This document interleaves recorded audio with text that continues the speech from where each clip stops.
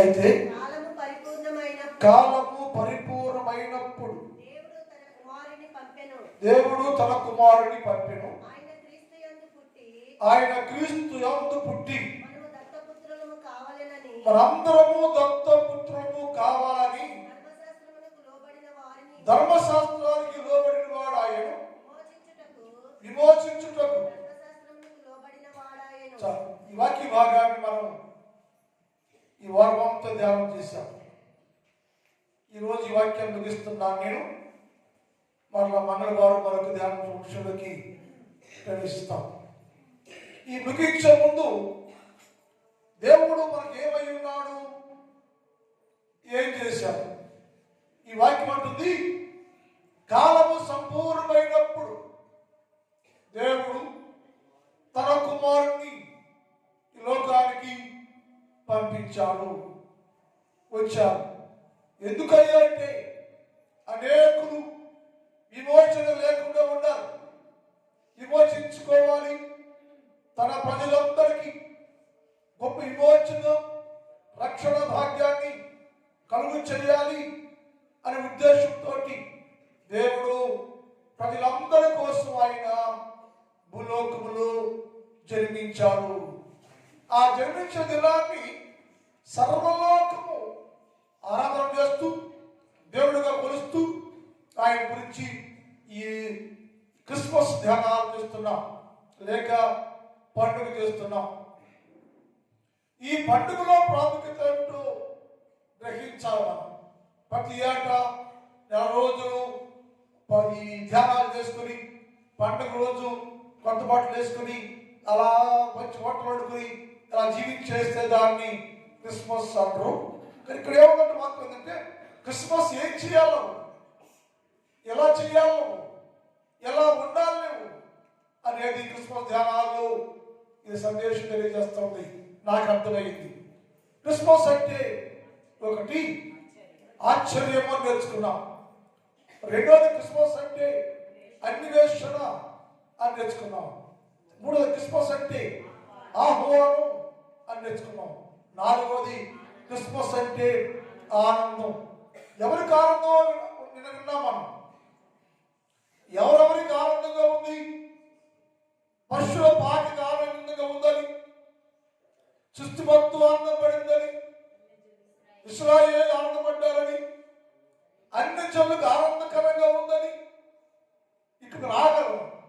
అన్ని జనులకి ఆనందం ఎందుకయ్యా అంటే, ఒకప్పుడు ఇశ్రాయేలు అడిగారు వాళ్ళు, అయ్యా మీ చెంగు పట్టుకుంటాము, మీ దేవుడు ప్రభావం కలిగిన వాడట, గొప్ప దేవుడట, అందరూ చెప్పుకుంటున్నారు, మేము వింటున్నాము, మేము కూడా వచ్చి మీ దేవుణ్ణి ఆరాధన చేస్తామయ్యా అని వారు మాట్లాడతారు. ఇశ్రాయేలు తోసేస్తూ వచ్చారు. అయినా కానీ వారు చెంగు పట్టుకుని దేవుని ఆలయాలకి వచ్చారని మీకా ప్రవక్త ప్రవర్తిస్తూ ఉంటాడు. ఈ సందర్భంలో నేనేమంటే, అలాంటి వారికి ఎవరు త్రోసివేయబడ్డారో, విడవబడ్డారో, మీరు వద్దన్నారో అలాంటి అన్ని జాతికి, అన్ని జనులకు గొప్ప వెలుగు కలిగింది. వాళ్ళందరూ ఆనందిస్తున్నారు. వాళ్ళు అన్నిలో నాకు కూడా మీ దేవుడు కలిసే, మీ దేవుడు మాకు కూడా దేవుడు అయ్యా, మీకే కాదు దేవుడు, మాకు కూడా దేవుడే అని వారు యేసుక్రీస్తు ప్రభునందు ఆనందభరితులుగా ఉన్నారని లేఖనాలు రాయబడి ఉంది. నాలుగోది అక్కడ చెప్పాలంటే చీకట్లో ఉన్న వారికి ఆనందం అంట. ఎవరు చీకట్లో ఉన్నారు? ఇశ్రాయేలీయుల్ని దేవుడు చెరకప్పు చెబితే అశ్షూరు రాజులు వారిని తీసుకుపోయి మనసులుగా పెట్టి మనసత్వం చేస్తే దాన్ని వెళ్ళిపోయినాక ఆ దేశాల్లో ఉన్న వారికి పేర్లు మార్చారు. ఇశ్రాయేల్ పేరు తీసేశారు, యూదా పేరు తీసేశారు, వేరు వేరు పేర్లు పెట్టేస్తే వారందరూ స్థలాల్లో చాలా దుఃఖక్రాంతంలో వ్యాధుల్లో ఉన్నారు. యేసు ప్రభుల వారు భూలోకం దిగి వచ్చారు, ఆయన పాపం మోపారు, ఆయన సువార్త ప్రారంభించాడు. ఎక్కడికి వెళ్ళాడయ్యా ఆయన? మొదటి దండయాత్ర మొదటి పరిచర్య, మొదటి సేవ ఎక్కడ ప్రారంభించాలంటే యేసు ప్రభు చెప్పారు, నేను చీకటిలో ఉన్న వారి ఎందుకు వెళ్తున్నానయ్యో. మరి చీకటిలో ఉన్నారు, అంధకారం అందుకుంది, అంధకారంలో ఉన్నారు వాళ్ళు. అంటే అంధకారం ఉన్న వారికి వెలుగు వెదజల్లి, వెలుగు ఉదయం పడేసి, అట్టి చీకటిని పోగొట్టేసి ఆనందాన్ని ఇవ్వడానికి నేను వాళ్ళ మధ్యలో సంచరిస్తున్నానని లేఖనాల్లో రాయబడి ఉంది. మత్తయి సువార్త 4వ అధ్యాయం 16 చదువుదాం. మత్తయి సువార్త 4వ అధ్యాయం 16 చదువుదాం.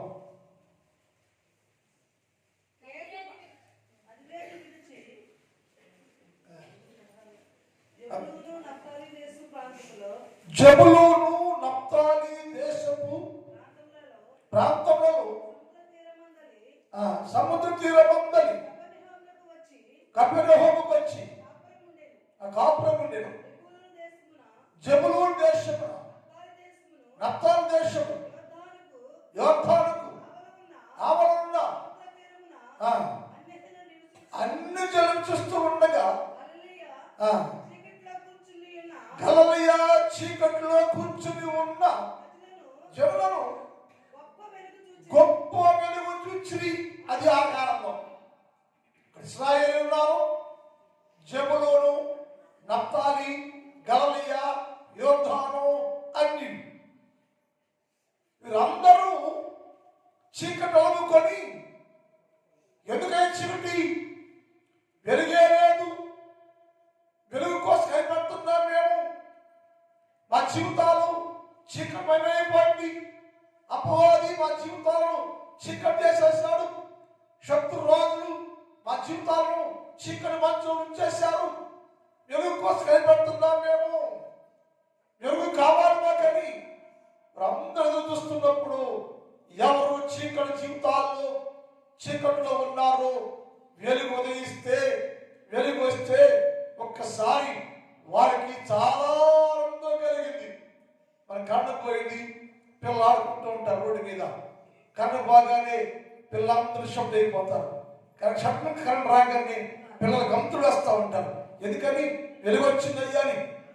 అలాగే వారు కూడా వెలుగు రాగానే, వెలుగు ఉదయించగానే యేసుక్రీస్తు ప్రభువు వారు వారిలోనికి రాగానే వారు ఆనందభరితులై సంతోషించారు అని లేఖనాల్లో ఉంది. దేవుని పిల్లలు, మన జీవితాల్లో కూడా చీకటే, వెలుగు లేదు, వెలుగు లేకుండానే జీవిస్తున్నామా? మనకు ఆనందం ఏది? వారికి ఆనందం ఉంది. ఆనందపడ్డారు వాళ్ళు, అన్ని జనాంగం చీకట్లో ఉన్నవారు ఎంతో ఎంతో ఆనందాన్ని కలుగు చేస్తూ, ఇదంతా ఈ ఆనందము ఎక్కడ అంటే మా దేవుడైన యేసుక్రీస్తు ప్రభువు వారి వలన మేము వెలుగుచున్నామయ్యో, ప్రకాశిస్తున్నామయ్యో, వెలిగించబడ్డామయ్యో, మేము గొప్ప వెలుగు చూస్తున్నాం. ఆ వెలుగు ఎవరంటే సర్వలోకనాథుడు అనబడే యేసుక్రీస్తు ప్రభువు వారయ్యా. ఆయన వచ్చి మా జీవితాలు వెలిగించని వారు సంబరపడి, ఆనందపడి, ఉత్సహించిన పదాలు రాబట్టే సంబరపడి, ఆనందపడి, ఉత్సాహపడి, గంతులు వేసి. ఎందుకు ఈ ఆనందం అంటే మా చీకటి జీవితాల్లోకి వెలుగు ఉదయించింది అని సంబరపడ్డారు. మన జీవితాల్లో కూడా మానవుడికి మనం జీవిస్తున్నప్పుడు ఇక యేసు ప్రభు లేక లేడు అంటే, యేసుక్రీస్తు ప్రభువు వారు ఇంకను మన జీవితాల్లో లేరు అంటే మనము కూడా చీకటి సంబంధులుగానే ఉన్నాము. అయితే ఈ పండుగ ద్వారా అయినా సరే, ఇప్పుడైనా సరే ఏంటంటే, నా కొరకు యేసు ప్రభువు వారు భూలోకంలో జన్మించారు, వెలుగు ఉదయించింది, ఆ ఉదయ కాంతిలో నేను ప్రకాశించే వారిగా ఉండాలి అంటే, ఎవరైతే వెలుగును గ్రహిస్తారో, వెలుగు తెలుసుకుంటారో, వెలుగు ఎందుకు వస్తారో వారికి యేసుక్రీస్తు యొక్క ప్రకాశత, వెలుగు కలిగింది. లెమ్ము తేజరిల్లేము, నీకు వెలుగు వచ్చింది లే, ఎందుకు అక్కడే ఉంటావు, చీకటిలో ఉంటావు, పాపములో ఉంటావు, అంధకార సంబంధం ఉంటావు, లేచిలో నీ యొక్కకు వెలుగు దిగి వచ్చింది. ఆ వెలుగు కాంతిలో నీ జీవితాన్ని ప్రకాశవంతం చేసుకో, బలవర్తంగా చేసుకో, ఆనందంగా జీవించు. అందుకే క్రిస్మస్ పండుగ వచ్చింది. ఈ పండుగలో ఏం చేయాలంటే వెలుగు ఎందుకు రావాలి. వెలిగించబడిన వారు ఎల్లప్పుడూ సంతోషంగా ఉంటారు. ఎందుకయ్యా, నా పాపం పోయింది, చీకటి పోయింది, వెలుగు ఉదయించింది, నేను వెలిగించబడ్డాను, వెలుగు కలిగి ఉన్నాను, నేను యేసుక్రీస్తు ప్రభువుని వెంబడిస్తున్నా అని చెప్పి గొప్ప సాక్షులుగా వెలిగించబడేవారుగా ఉండడే ఆనందం. అదే క్రిస్మస్. మన జీవితాలు ఆనందాలు కోల్పోయి ఆనందమే లేకుండా ఉన్నామంటే అది చాలా విచారం. కానీ ఇప్పుడు ఏమంటే క్రిస్మస్ అంటే ఆనందం, అంటే ఆనందాలు కలిగిన వారుగా ఉంటే మన జీవితాలు కూడా సంతోషంగా ఉంటాయని లేఖనాలు రాయబడింది. తర్వాత ఏంటైనా ఈ క్రిస్మస్ లో శ్రేష్టమైంది ఈ చివరి 2 భాగాలు. అన్ని ఒక భాగాలు, ఈ చివరి 2 భాగాలు ఏంటంటే ఆరాధన చేయాలి అన్నాడు. క్రిస్మస్ అంటే ఆరాధన, ఇది ప్రాముఖ్యము అని చెప్పాడు. ఎవరు ఆరాధన చేయాలి? ఇది ప్రశ్న బైబిల్లో. ఈ మాట చాలా సార్లు రాసి 123 సార్లు ఎవరిని ఆరాధన చేయాలని రాసి ఉన్నది. అక్కడ ప్రశ్న వేసి ఉన్నది. మనుష్యుడు, సృష్టి, ఆకాశము, నక్షత్రాలు, సూర్యచంద్రులు అందరూ దేవుని ఆరాధన చేయాలి. ఎవరా దేవుడయ్యా? ఆ ఎవరా దేవుడంటే పూజనీయుడు అని బైబిల్లో ఉంది. పూజార్హుడు ఆయన, ఆరాధనకు యోగ్యుడు ఎవరయ్యా అంటే యేసుక్రీస్తు ప్రభుల వారు. నిర్గమాకాండం 17వ అధ్యాయం 11 చదువు మొదటిగా. నిర్గమాకాండం 17వ అధ్యాయం. యెహోవా వేల్పులలో నీ వంటి వారు ఎవరు లేరయ్యా. అంటే ఈ సృష్టిలో దేవుడు నిలబడే వారిలో కంటే నీ వంటి దేవుడు, ఆరాధనకు యోగ్యుడు, ఆరాధన చేయగల జీవితం ఎవరికి లేదయ్యా. పరిశుద్ధతను బట్టి నీవు మహనీయుడవు, స్తుతి కీర్తనను బట్టి పూజ్యుడవయ్యా. నీకే స్తుతి కలగాలి, నీకే ఘనత రావాలి, నిన్నే పూజించాలి, నిన్ను ఆరాధన చేయాలి. ఎందుకంటే పూజార్హుడవు నీవే. సృష్టి మొత్తమయ్యో పూజార్హుడు నీవే. దేవుడు చాలా వాటిని నిర్మించాడు. సూర్యుడు నిర్మించాడు, చంద్రుడు నిర్మించాడు, ఆకాశం నిర్మించాడు, భూమి నిర్మించాడు. అందరూ నిర్మించాడు. ఈ నిర్మీయడం చేయబడ్డ సూర్యుడు, చంద్రుడు, ఆకాశము, భూమి, నక్షత్రాలు అన్ని కూడా యేసు ప్రభువునే పూజిస్తూ ఉండేను, ఆరాధన చేస్తూ ఉండేను. ఎందుకయ్యా సూర్య, చంద్రుడు, నక్షత్రాలు పూజిస్తున్నాయంటే వాటికి నిర్మాణకుడు యేసు ప్రభు కనుక, వారి దేవుడు యేసు ప్రభు కనుక. సూర్య, చంద్ర, నక్షత్రాలు ఏమని గ్రహించాయంటే దేవుడు ఒకడే సూర్యుడు, ఒకడే చంద్రుడు, ఒకటే ఆకాశం, ఒకటే భూమి, దేవుడు ఒకడే అని గ్రహించి అవన్నీ యెహోవాను కీర్తించడం, సాధ్యపడుచుండడం, పూజిస్తూ ఉండడం. సో మనిషి మాత్రం వాటిని పూజిస్తున్నాడు, సృష్టిని పూజిస్తున్నాడు, నక్షత్రాలు పూజిస్తున్నాడు, చంద్రుడు పూజిస్తున్నాడు, సూర్యుడు పూజిస్తున్నాడు. మా ఇంట్లో మా పిండి గారు పొద్దున్నే నిద్ర లేసి ఉదయాన్నే సూర్యుడు దండ పెట్టుకుని ఉండేది. ఇటు నీళ్ళు తీసుకొని బస్సుకోవటం, ఇటు బస్సుకోవటం చేస్తూ ఉండేది. ఆ సూర్యుడు పూజ చేసి వాటికి నేను లేవాలా. మా నాన్న, మా పెద్దమ్మ అలా అందరూ సూర్యుడు పూజ చేస్తున్నారు. ఏంటంటే ఎందుకు పూజిస్తావు సూర్యుడికి? ఎందుకు పూజిస్తాను సూర్యుడికి? నేను మనం బ్రష్ చేస్తున్నాను. మా అబ్బాయి ఉదయాన్నే మా ఇంట్లో ఉన్న రోజు ఆ గుమ్మం నుంచి బ్రష్ చేస్తుంటే ఆ అబ్బాయి అన్నాడు, మనము దేవుడు కాదు కదా సూర్యుడు, ఎదురు కడుక్కోవచ్చు మాకు అన్నాడు. నాకు చిన్నప్పుడు తెచ్చినాను ముందు గుమ్మ కడిగిన సూర్యుడు ముందు మొక్క కడిగే మా పిన్ని అనేది షాప్ వచ్చిందిరా, సూర్యుడు ముందు మొక్క వేదిరా అనేది. నేనంట సూర్యుడే చంద్రుడే దేవుడు పూజిస్తున్నారు. చూడమని చూద్దాం ఒకసారి. ద్వితీయోపదేశకాండం 4:19. ద్వితీయోపదేశకాండం 4:19 చూద్దాం.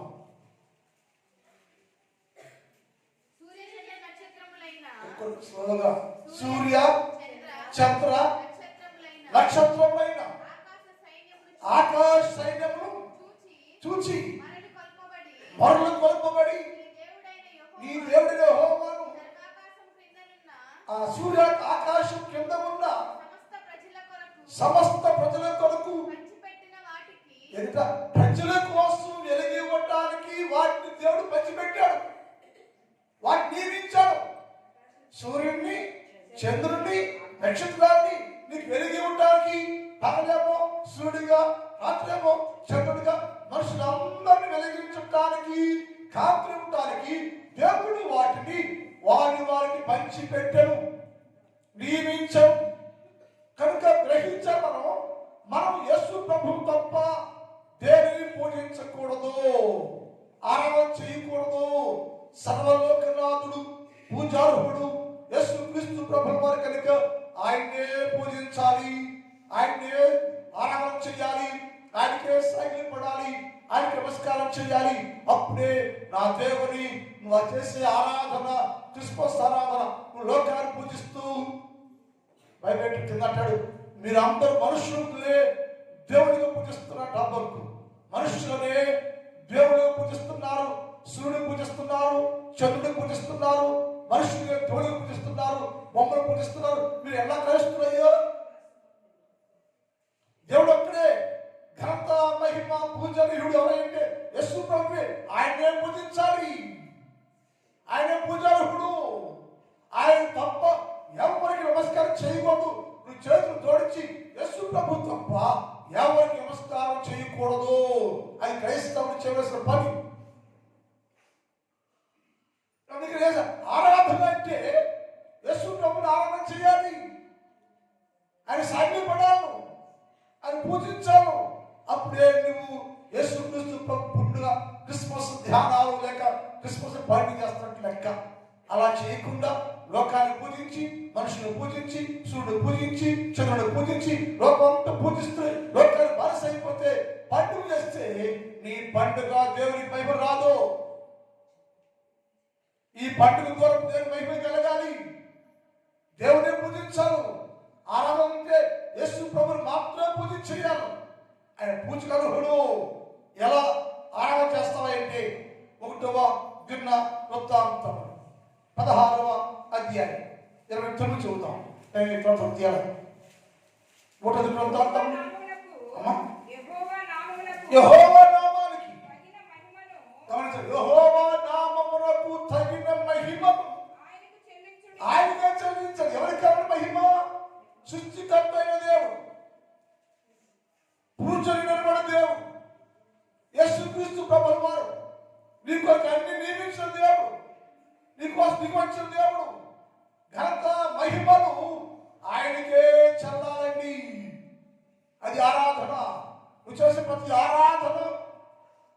ఆరాధన యేసునికి చెల్లాలి, యేసునికి చెందాలి. మించి దేనిని మానవుడు ఆరాధన చేయకూడదు, చేస్తే పాపం. తర్వాత నైవేద్యం చేతపుచ్చుకుని ఆయన సన్నిధికి రండి, పరిశుద్ధ అలంకారము, పరిశుద్ధ అలంకార ఆభరణం, పరిశుద్ధ ఆభరణాలు ధరించుకొని ఆయన ముందుకు రావచ్చు. ఆయన ఆరాధన చేయంట. పరిశుద్ధ ప్రతిష్ఠిత ఆభరణాలు ధరించుకొని దేవుణ్ణి ఆరాధన చేయాలట. ఏంటి పరిశుద్ధ ఆభరణాలు? ఏంటి పరిశుద్ధ ఆభరణాలు? క్రైస్తవులు కలిగి ఉండాలా? యేసు ప్రభుని ఆరాధన చేసే నీవు పరిశుద్ధమైన ప్రతిష్ఠితమైన ఆభరణాలు కలిగి ఉండి వాటిని ధరించుకొని నీవు వచ్చి యేసుక్రీస్తు ప్రభుని వారిని పూజించాలను. ఏంటి పరిశుద్ధమైన ఆభరణాలయ్యా? కలిగి ఉన్నావా? మనం అవి కలిగి ఉన్నావా? అవి లేకుండానే దేవుడా స్తోత్రం అని అనేసిపోతున్నావా అని అన్నాడు.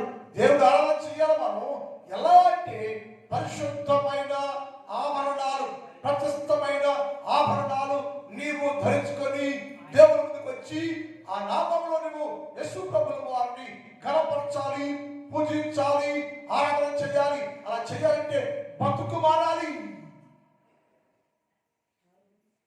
జీవితం మారాలి, ఆభరణ ధరించుకోవాలి.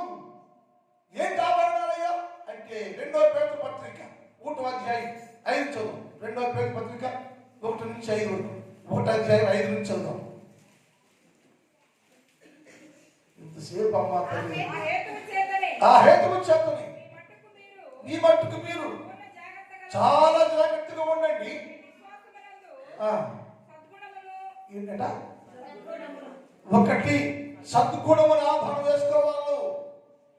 2 జ్ఞానమును ఆభరణం వేసుకోవాలి. జ్ఞానమందు ఆశానిక సత్కంట్రోల్ ఆభరణం వేసుకోవాలి. ఆశాగ్రహమందు సహనమే వేసుకోవాలి. సహనమందు భక్తి వేసుకోవాలి. భక్తి యందు సహోదర ప్రేమ వేసుకోవాలి. సహోదర ప్రేమ యందు దయ వేసుకోవాలి.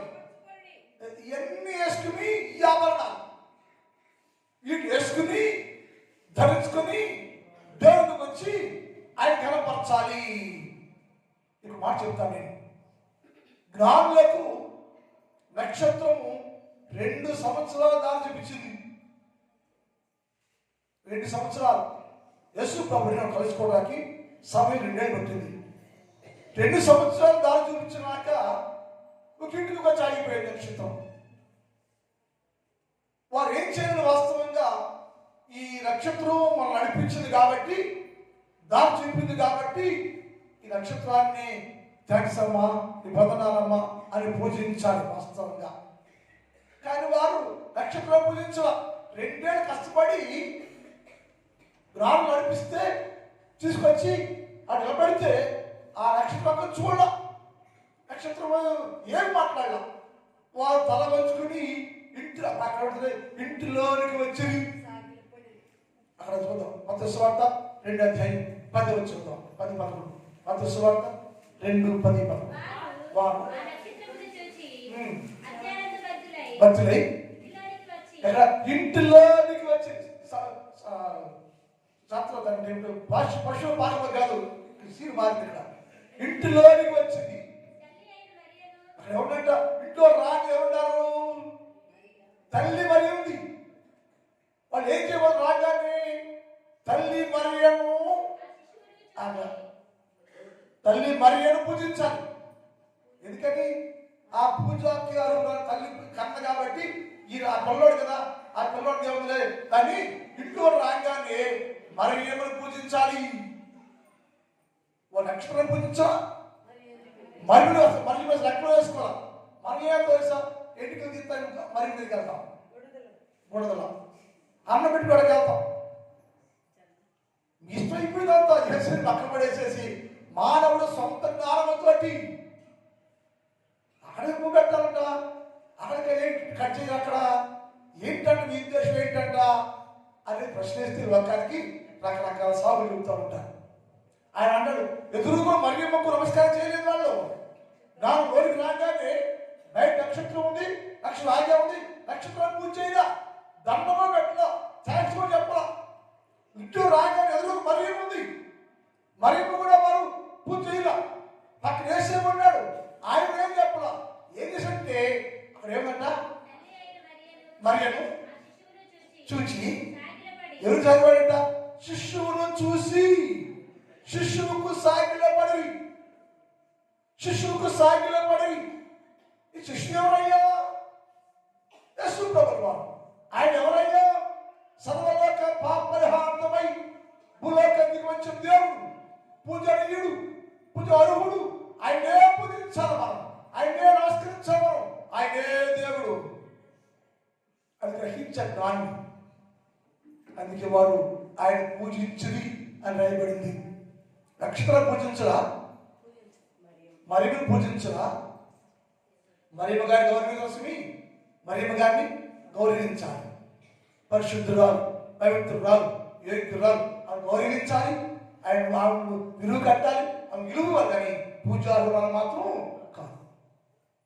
మరి మన తక్కువ మాట కోసమా ఆమె గొప్పది.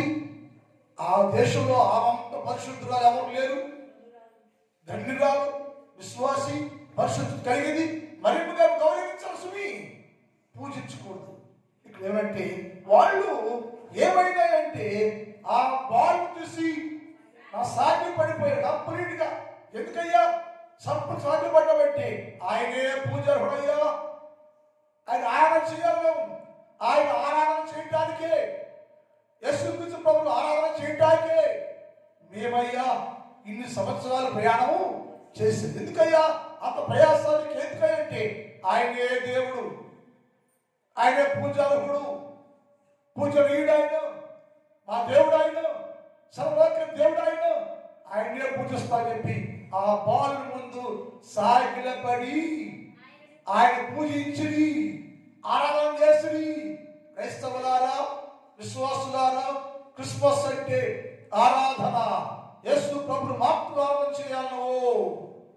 దేన్ని పూజించకూడదు, దేని ఆరాధన చేయకూడదు, నమస్కారం చేయకూడదు, తల వంచకూడదు. నువ్వు నీ దేవుడి ముందే తల వంచాలి. అప్పుడే నిజమైన క్రిస్మస్ ఆరాధన నువ్వు చేస్తున్నట్టు లెక్క. ఉదయకాలంలో ఆరాధన చేసే నీవు ఎలా చేస్తున్నాం? ఆభరణాలు ధరించుకొని పరిశుద్ధంగా జీవిస్తూ యేసు ప్రభువుల వారి మాత్రమే ఆరాధన చేస్తుంటే అదే నిజమైన క్రిస్మస్ పండుగ. చివరిగా ఆరాధన చేసేవాళ్ళు అర్పించట పెట్టెలిప్పారు, బంగారాన్ని, సాంబ్రాన్ని, వెండిని బోధించారు. ఎందుకు ఇచ్చారయ్యా? రాజుగా, యాజకునిగా యేసుక్రీస్తు మరణ పునరుత్థానాలను జ్ఞాపకం చేస్తూ వాటిని వారు అర్పించారు. ఇప్పుడు యేసయ్య నిన్ను నీ బంగారాన్ని, నీ వెండినో, నీ బోళాన్నో, నీ కట్టల డబ్బులు కోరలేదు. ఇప్పుడు ఏ కోరడానికి ఏం చేయాలి? ఈ పండుగలు ఏంటంటే నీ హృదయాన్ని అర్పణ చేయాలి, హృదయ అర్పణ కావాలి. యేసు ప్రభు వారు బంగారము, వెండి, సాంబ్రాణి చెప్పడానికి అర్థం ఉంది. రాజుగా గుర్తించారు, యాజకులు గుర్తించారు. యేసు చనిపోతాడు, తిరిగి లేస్తాడని ఆయన మరణ పునరుత్థానాలు గుర్తించి ఆ మూడు అప్పు చెప్పారు అక్కడ. కానీ ఇప్పుడు ఐదు చేయవసరంలా, వెండినో బంగారం డబ్బు ఇవ్వసరంలా. ఏం చేయలేదు అంటే హృదయాన్ని, నిన్ను నీవు యేసు ప్రభువుల వారికి ఈ పండుగ దినాల్లో ఇప్పుడైనా సరే ఒకవేళ యేసు ప్రభు విలువకపోతే, నువ్వు జీవితాన్ని యేసుకు అర్పణగా ఇవ్వకపోతే, ఇప్పుడైనా సరే నిన్ను నువ్వు యేసు ప్రభుకి కానుకగా, నిన్ను నువ్వు సజీవ యాగంగా యేసు ప్రభుకి సమర్పణ చేస్తావా? కానుక ఇస్తావా? నీ కానుక ఏంటంటే నువ్వే నన్ను దేశానికి సమర్పణ చేసి కల్పించుకోవాలి, యేసు నమ్ముకోవాలి, యేసుక్రీస్తు ప్రభు దేవుడు నమ్మాలి, ఎరిగి ఉండాలి. నిన్ను యేసుక్రీస్తు ప్రభుకి కానుకగా నిన్ను నీవు అర్పణ చేయకుండా ఎన్ని సంవత్సరాలు క్రిస్మస్ పండుగ చేస్తే ఆచారమే కానీ దైవత్వం ఉండదు, లోక సంబంధమే కానీ యేసుక్రీస్తు ప్రభు నీకు సంబంధమే ఉండదు. కనుక ఇప్పుడు ఏం చేయాలంటే ఈరోజు నిన్ను నీవు అర్పణ చేసి అప్పగించుకుని అప్పుడు ఆరాధన చేయాలి.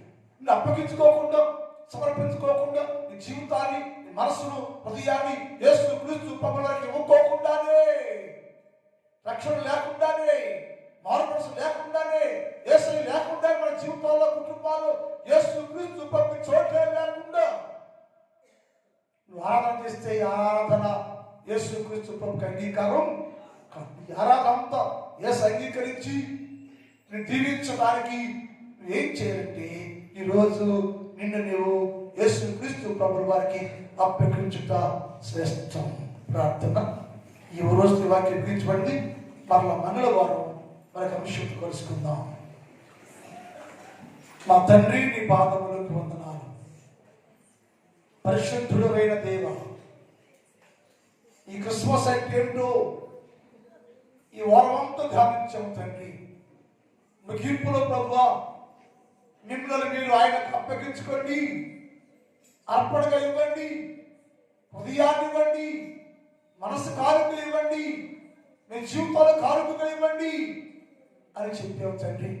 ఇప్పుడైనా ప్రభు మేము ఎంతవరకు మా జీవితాలు నీ స్థానమే లేకుండా ఉంటే, మమ్మల్ని మేము నీకు అప్పగించుకోకుండా ఉంటే, సమర్పణ చేయకపోతే ఈ పండుగలో సరే ప్రభు మేము నిన్ను మమ్మల్ని మేము అప్పగించుకొని సమర్పించి కానుకరించుకొని నీ కనపరిచే వారికి సహాయం చేయండి. ఇదే కాలంలో ఈ స్థలంలో ఉన్న ప్రతి బిడ్డలకు దీవించండి. చిన్నవారు, పెద్దవారు, స్త్రీలు, పురుషులు, యవనస్తులు, వృద్ధులు అనేక మంది స్థలంలో తండ్రి ప్రతి ఒక్కరికి ఈ క్రిస్మస్ పండుగ దీవెన ప్రతి కుటుంబానికి ప్రతి బిడ్డకు దయచేయమని ప్రార్థన చేస్తాను. సకల ఆశీర్వాదంతో దీవులతో ప్రతి బిడ్డను నింపమని ప్రార్థన చేస్తున్నాను తండ్రి. నా సంఘాన్ని దర్శించండి. ఈ పండుగ దినాల్లో ప్రతి కుటుంబాన్ని క్షేమకరంగా, దీవెనకరంగా, వేలుకరంగా ఆరోగ్యాలతోటి నింపండి. మా సంతోషాలు ప్రతి కుటుంబంలోకి దయచేయండి. ఏ కుటుంబానికి ఏది కావాలో, ఏ వేలు కావాలో, ఏ సహాయం కావాలో అందరికీ అన్ని రకాల సహాయాలు అందించమని ప్రార్థన చేస్తున్నా. వ్యవసాయం చేస్తున్న రైతాంగాన్ని దర్శించండి. మంచి పంట పుచ్చుకునే భాగ్యము దయచేయండి. అలాగే కష్టపడి పనులు చేస్తున్న వీళ్ళందరికీ ఆరోగ్యాన్ని ఇవ్వండి, బలాన్ని ఇవ్వండి, పని పాటలు తోడుగా ఉండండి, దీవించండి. నీకు క్షేమాలు పండి రోజంతా వీళ్ళందరూ దీవించి అభిషేకించమని యేసు వారి పరిశుద్ధ నామములో ప్రార్థిస్తున్నాం తండ్రి.